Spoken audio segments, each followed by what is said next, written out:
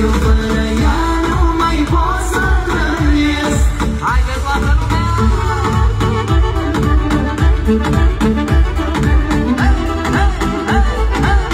Bine! Așa! Pentru toată lumea! Răduța! Un băiat dulce într-o zi mi-a zâmbit și inima parcă în loc s-a oprit. Din clipa aceea atunci eu am știut că el e tipul ce îl aștept. Unde e ea, cine e ea, cum pot să o găsesc? Că mă gândesc zi și noapte la ea. S-o dau pe viață sau cu ea cât ca inima mea.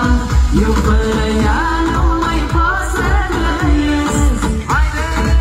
Așa! Ne place să credem că e hitul verii. Mâna sus! Dă-ne și vouă! Hai cu aplauzele! Așa, așa!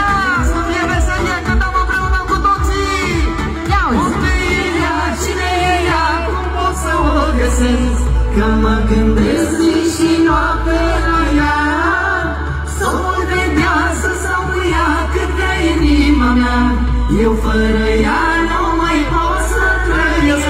Și unde e ea? Cine e ea? Cum pot să o găsesc? Că mă gândesc zi și noapte la ea. Haide! S-o pot vedea, să stau cu ea cât ca inima mea. Eu fără ea nu mai pot să trăiesc. Vă mulțumim mult de tot! Vă mulțumim frumos! Eu vă las în compania Vlăduței. O distracție plăcută, numai bine! Aplauzele! Sincer! Abia acum începem, da? Să știți că așa când mai eram la finalul programului ziceam, prindem răsărit împreună. Așa că altfel, mâncăm micul dejun dimineața împreună.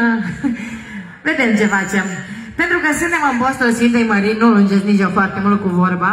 Vreau să vă spun, doamnelor, care purtați numele ăsta la mulți ani, și domnilor, care sunteți Mariani, nu Maria. Și zic așa, fain-i numele?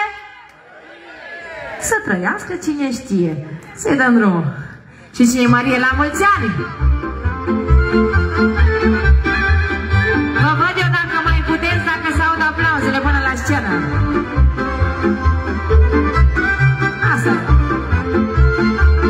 Văma! Văma! Toți mările!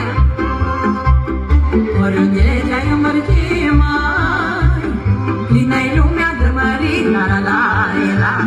Și de neamurile mele, mai gânde și-o luat cu ele, la la la. Faină-i numele Mărie, mi l-o pus am așa mie. Și când eram mai micuță, îmi zicea și